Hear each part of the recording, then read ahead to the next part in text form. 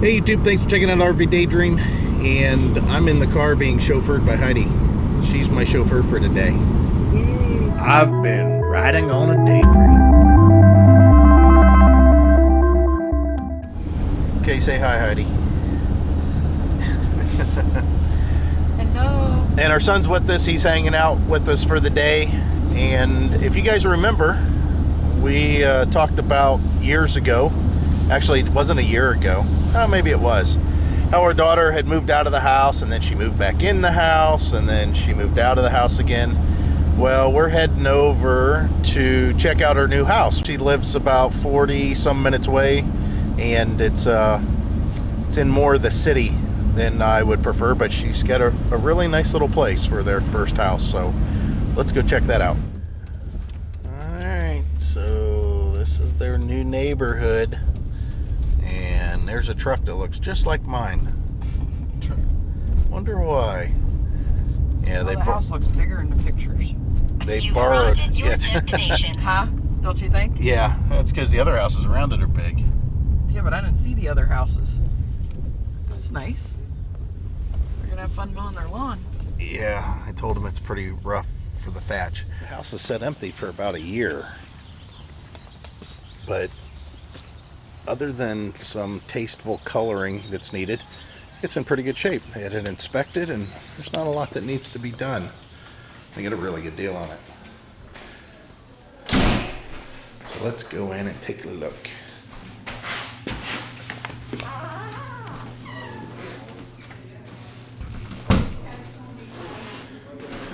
They're all hardwood floors. There's the kitchen. You guys can look out into their backyard. They own all the way to that big tree that's in the corner over here. And then just past that big tree.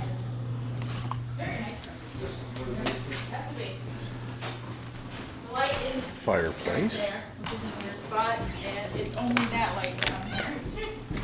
The washer is running so I can clean it out so we can start washing clothes and not. And these are there's going to be an office, I guess, or their kids' room, which they don't have kids yet, but that's their plan. Yeah, it seems odd. You know, me and Heidi are at a different point in our life, but at one point we were here. We were right where they are, you know, as far as buying their first house. Yeah, I mean, it's nice. Got a little laundry chute.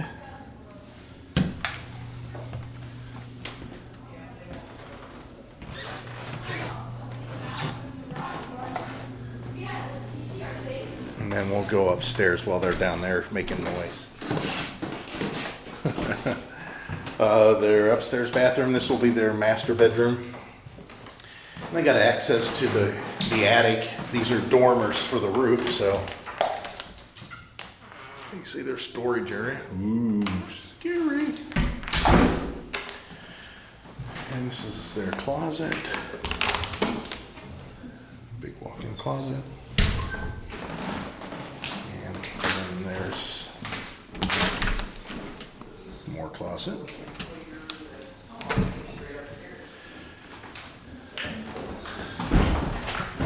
They got a door that can close off down there so we can lock out the riffraff. And then this room's pretty much a mirror of the other one.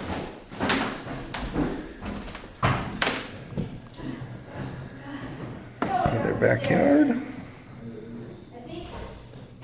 And my daughter talks more than I do. This is gonna be our room? I think this is the one. I thought your room's gonna be downstairs. No, No. this is not their.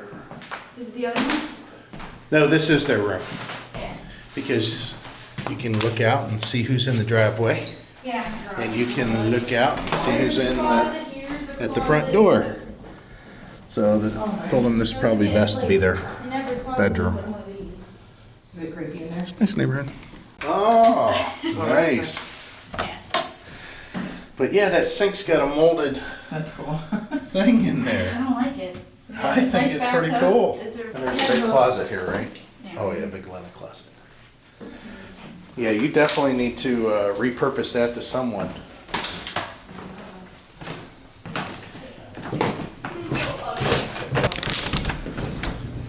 Now there. We'll go down to the basement. And they got a big basement, which is pretty typical in these houses. Again, I know it's really dark, guys, but this is a big concrete sanitation tub. I don't know how these lights turn on, but she's got the washer running just to check it out. And then this is the other part of the basement, which is more lit up. Yeah, it's very, very nice for their first house. Because we're in the Warren area, you know, this is a depressed area of Ohio, Youngstown, Northeast Ohio for the most part. So they only paid $102,000 for the house. It's on a big double city corner lot, and it's not bad. I think their taxes are kind of high. I think the taxes run right around $2,000 a year. And that's high compared to what we pay, but then we hardly pay anything at all. I think ours is $600 for the year or something like that. So yeah, I like it. I think it'll do good. Okay, that's the tour. We'll pick this up at our place.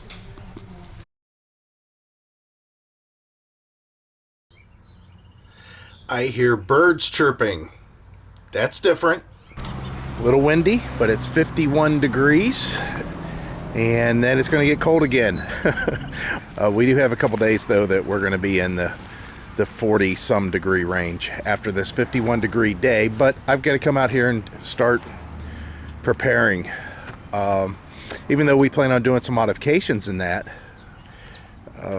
I need to go ahead and install the batteries because I'm shooting another video. If you guys haven't seen that yet, or if I haven't posted it yet, stay tuned. Go check it out. I'm going to measure my tongue weight. Of course, to raise and lower the jack, I can set it up to where this will run off of the power cord. But the batteries need to go back on there anyways because I need to get the tongue weight. Look how soft it is. Every year it's like this. It's just, wow, just crazy, crazy soft. But it's a sunny day, and I definitely need sun. I went to the doctor's for my yearly checkup at the VA, and just like always, at this time of year, I have to start taking vitamin D because that's the sunshine pill, because I'm not getting enough sun. I did start, as I showed on Facebook, I filled one of those trash cans up with rags, shop rags, stuff like that. Turn on some lights here. And I've narrowed it down to where, and it's just still, talk about still hoarding rags. I narrowed it down to where I washed all of those rags because I filled one of those cans with rags and I sorted through every single one. And this is what I was left with. There's some towels in here that we use to dry off things when we wash our cars or whatever. And then there's a bunch of shop rags in here. Soft cotton, we use these for applying wax and stuff like that. But these are all the shop rags that I have left, which there's still quite a few, I know. And yet, I'm telling you, what is it with rags? I just hate going without, I guess. These are a bunch of old socks. I put these normally in the door of my truck to check oil and throw them away whenever I do so. This bag of rags, this bag of rags, and this bag of rags. Oh, I don't know. They're all clean, and they are rags. And the thing is they're really good material for applying Rain-X on the window. I don't know. I'm just making up reasons to have the rags. I have no idea why. It's so funny. I think it has something to do with whenever I first started working on cars whenever I was younger. It seemed like I never had any rags. I mean, my hands were always filthy. I would work with stuff that had, grease. And I just didn't have anything to wipe off with. I guess there's a fear there. Is there such a thing as not having the right rag fear? If it is, I've got it. I'm going to have to look that up. There must be some sort of phobia attached to it. Ragophobia. Not having ragophobia. Maybe that's what it is. It sounded awful like arachnophobia. So, getting back to what I was doing, I get to install those batteries, like I said, take the jacks up on the RV, and at that point, I'm going to measure the tongue weight. And again, I'm shooting a separate video on that, so it can be more of a review. I find that a lot of people, whenever I'm doing reviews on stuff, a lot of people just kind of stumble onto my channel because maybe they're looking to measure the tongue weight on their RV. And whenever I'm talking about rags or the weather, they get upset. This video could have been so much shorter if you didn't tell us about what your kids were doing. And, then I got to explain, hey, this is our, our vlog. It's just so happens that during that part of the vlog, I was doing something that had to do with a review of some kind. I don't know, just people in general. All right, let's get at it. Again, I've said this in past videos, if you guys haven't watched.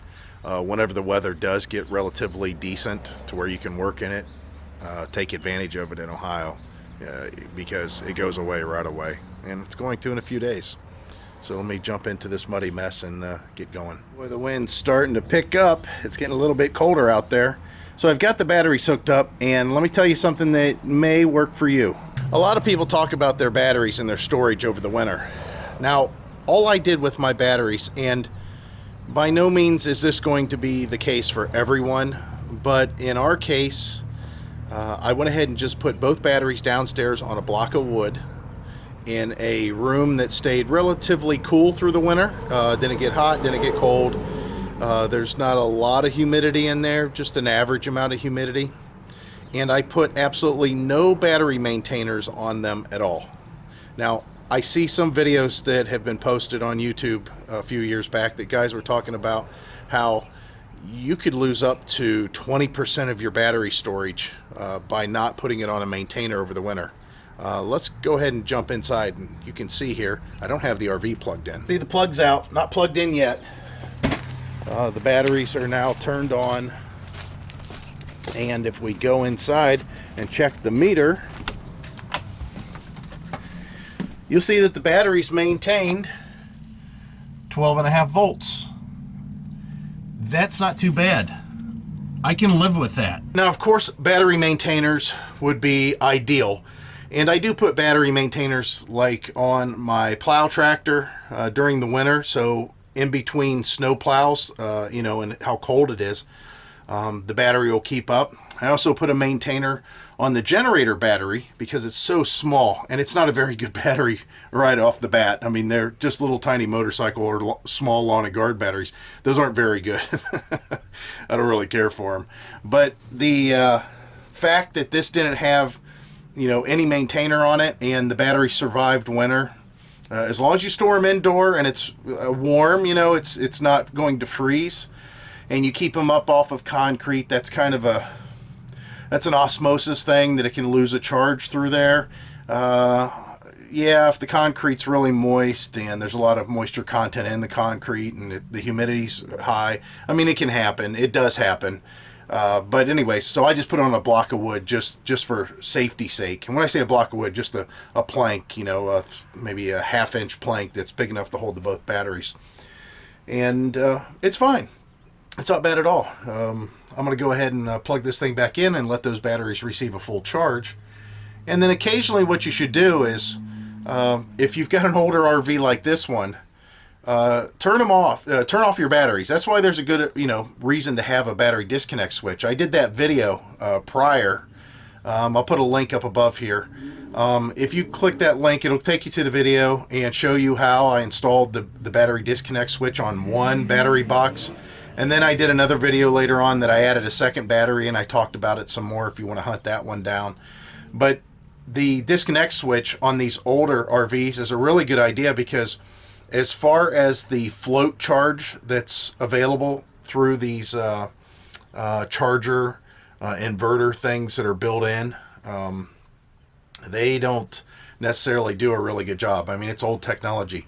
When this RV's plugged in, you can always hear it buzzing underneath of the oven. And the new ones wouldn't be maybe a bad thing to install if you have an older RV, because they're not overly expensive, and as far as wiring them, they're not overly complicated either. You just got to make sure that you have one that matches up for your needs in your RV.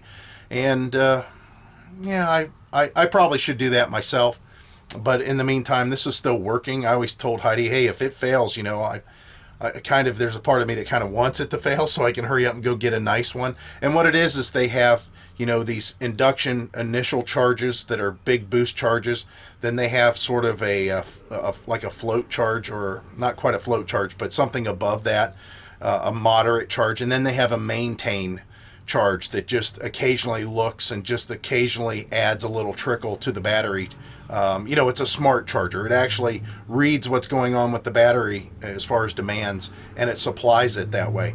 Where these chargers here, they just pretty much give you a boost in charge, and then from that point on, it will drop and it will maintain, but it doesn't do a great job. It likes to put a little bit too much on it. So what I do occasionally is just go ahead and disconnect the batteries at the switch and let the batteries drain down a little bit, and then kick it back on again. I mean, it's just exercising the batteries, really. That's all you're doing. But just a note, just let you know. Okay, let me go ahead and plug this thing in, and maybe I'll turn the heat on in here and get it kind of warm, because even though it's nice out, it's kind of cool in here. All right, just to let you see, this is what it reads whenever it's plugged in. And of course, that will climb. And it usually climbs up to just about 13.8, 13.9, somewhere in that range. I think I seen it at 14 once, but this is what it's like when it's getting a charge. This is how much voltage is available right now in the 12 volt part of the RV. So all the components right now are seeing that much voltage throughout the RV that's available. And depending on what they want, that's what they get. Oh yeah, and this is what it sounds like whenever it's charging. Like I said, it's old. Actually, it sounds like that whenever it's plugged in, not just charging, but plugged in general. It's just old technology. It's got to be expected.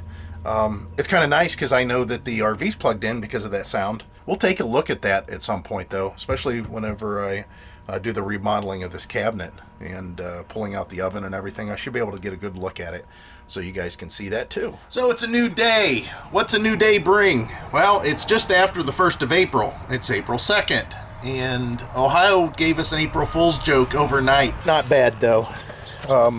It's all melting. I had taken some photos earlier this morning, and there was actually a decent amount of snow out here before the sun got to it. But the sun just kills it this time of year. April sun is just so strong. So all this will be gone, especially since tomorrow we're looking at 60-degree temperatures. But I have to go up to Lowe's, and it has nothing to do with the RV. Unfortunately, our snow fell in. Our thermostat inside the house, which is a digital thermostat, failed. Let's go ahead and start this beast. Woo! Get some defrosters going. Let it warm up a bit. So the snow actually, which I posted on Facebook, I don't know if you guys are following us on a Facebook or not, but I said that there was a few reasons that I didn't mind this snow. One, there wasn't that much. Two, I don't have to shovel it, which I should push this off, but it's just going to become water. And three, it's going to be gone because of the temperature increase tomorrow. And because of all of those reasons, I don't mind so much. It actually looks kind of nice. It did this morning. Look at that. Poor flowers. Come on, flowers. Try to get some sun. But it's not cold out. I just have my spring jacket on. I mean, there's a little bit of a slight breeze that's making it chilly, but not bad. Okay, so I just wanted to give you an update today. Of course, all these days are blending together, all these different things that we're doing, so I might have a video that is complete now. I'm not sure. If not, we'll add something else to it. Well, it's a new day out yet again, and again, Ohio just keeps on surprising us. Not really, it's been the forecast, but Yeah, we've got a lot of rain that's going to be coming through here, which has already started, and we've got wind coming in too. They're talking 40 to 50 mile per hour gust. Today's high is going to be in the 50s, and then we're not going to see anything above 40, maybe 42 degrees at the most for about the next 5 days. Now, at this point, you got to realize that our normal highs, or our normal temperature, our average temperature, is like 53 degrees. So today is going to be close to average, or right a little bit above average, and then we don't see anything close to average, and we're a good 10 degrees below a couple of days too. So this is one of those things, like I said, it's a strange state whenever stuff changes so fast, and you can't plan anything. I mean, we cannot paint with this kind of humidity and those cool temperatures going on. It just won't work inside the RV. So let me show you what it looks like on our property though. And this is one of the reasons that I really hate trying to do any kind of RV related stuff during this time of year. Don't get me wrong, I would love to go RVing, but I know that there's no way that I could get the RV back into the yard, in this case, where it's parked. You can see, I mean, the flooding is just everywhere. And believe it or not, the ditch is actually reasonable right now. This is very controllable. See the waterfall we got going on over there, which is kind of funny. Yeah, this is all flooded, and the poor RV that sits down into the in the water too. That's why I wanted to put in those railroad ties. Oh, a little bit of wind, and I'm sorry, I'm using my other camcorder here, my other action cam. Usually the water crests its bank, if you want to call it that, and although this is all flooded through here, it really floods back here. I mean, it floods everything to where you can't even walk through here. And of course you can see in the backyard too. I mean, wow. What a crazy weather pattern we're in. Again, it's not anything out of the ordinary though. I wanted to talk about a couple of things as they came to mind. I made a mental note and a physical note, and I'm going to cover that now. So let's get inside where it's warm and talk about it. So I'm back in the office. I'm starting to get warm. The rain is still falling, and there's a couple things I want to cover. One is a comment that I continuously get on an older video that I did, and that video, I'll put a link up here. It's travel trailer versus fifth wheel, and I tried to, as much as possible, not offend anybody and tell them why I have a travel trailer and why I think the fifth wheel, you might lose some valuable storage. And that's when you install the hitch in your bed, you kind of lose all the space in your bed and the ability to put a cap on your truck. Well, you guys know, I have a cap on my truck, and I love putting stuff in the back. And I always have the same comment that the guys say, but I have a toy hauler, and that toy hauler will outdo any storage that you possibly could have in the back of your truck. Well, I just kind of want to make mention that at the beginning of the video I said they make toy hauler travel trailers too, so I could haul just as much as a fifth wheel toy hauler and still have the whole bed of my truck to do even more. It's just the point that I keep on saying over and over again, so I don't know, I thought I'd talk about it out loud, and maybe somebody would be watching this video after the fact. I do have one other thing I want to talk about, and that is Good Sam's Roadside Assistance. I got my renewal for this. Now, whenever I signed up for Good Sam's Club, I really like the Good Sam's Club, the campground club, the RV club, the one that gets you discounts at all the campgrounds. And at the time I signed up, they had a real low rate for Good Sam Roadside Assistance. It was kind of like a twofer package. Now that the renewal is coming around, they're wanting $150 for me to renew and keep my roadside assistance. I do have AAA roadside assistance for the truck. I've been a AAA, well, it used to be called Plus, but now it's, I think, Platinum. And I've been a member since the 90s, the mid-90s, and I've always had good luck with them. you know, their wait times have gotten a little bit longer over the years, but I've never had to pay anything, and I've been happy with their service. I went ahead and signed up for AAA RV roadside assistance in case we have any kind of a RV breakdown of any, you know, they're going to tow the RV. And I just had a chance to read the Good Sam roadside assistance member benefit brochure, and everything for the most part looks really close to AAA as far as the way that they handle everything, except for one of the most major things, and that's actually towing the vehicle. So if I break down with my RV, let's say going to our favorite campground, West Branch, which isn't that far away, it's probably, you know, about 20 miles from here at the most, and on the way back if I broke down, or on the way there if I broke down, I could call AAA and tell them, hey, you know, my trailer's broke, can you tow it back to my house? And they're going to say, sure, that's under the 100-mile or whatever the stipulation is. We'll definitely tow it back for you, and it'll come back to my, you know, property, and I'll get underneath of it and fix it. That isn't how Good Sam's operates, and I'll go ahead and read right from their brochure.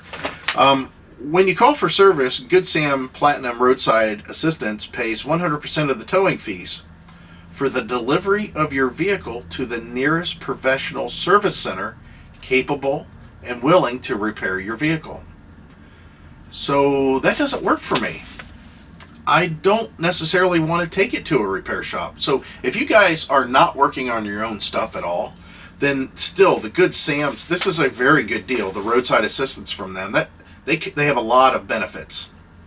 But if you're kind of a fix-it-yourself type guy like me, basically, like I said, that scenario going to West Branch, they would want to tow my RV no further than Camper Care, which is a decent repair facility. I just can do most of the work myself. I don't want somebody else to do it. And I know that they don't want to leave that RV in their parking lot and have me out there working on it when I'm taking up space, and they could be making money off of it. So there's no incentive for me to have it, you know, towed to that location. And for them to tow it back to my house, I would be responsible for any additional money that's for the extra mileage to get it back to my house, or get it to, let's say, back to West Branch, and I would work on it out there. It just doesn't make sense for me. So unfortunately, I'm not renewing. I'm not going to renew Good Sam. So I just wanted you guys to be aware of that. Whenever I signed up for it, I just assumed that they would tow me wherever I wanted to go when I broke down, as long as it was under a certain mileage. Well, they don't have any mileage limits on their tows, which is great, but they also don't allow you to pick where you get it towed to. So that's not so great. One last thing that I want to talk about is a shout out, and I hope you're watching. Caleb Sanders of Sebring. I met him up at Lowe's with his granddad, John Sanders. John from Sebring. I've talked about him a couple times. He stopped by the house here. He's newer to the RV industry type guy, and he's got some stuff that he's working out, some problems on his RV. But Caleb, my youngest fan that we met to date, this is your shout out. You're the man, and I'm glad that you're watching. So that's it. I'm done, and hopefully I've chopped down this video to where you could actually watch the whole thing. And as always, I hope to see you out there somewhere nice weather, more than what we've got going on here. At least it's not snow today. Thanks guys, appreciate it, and bye.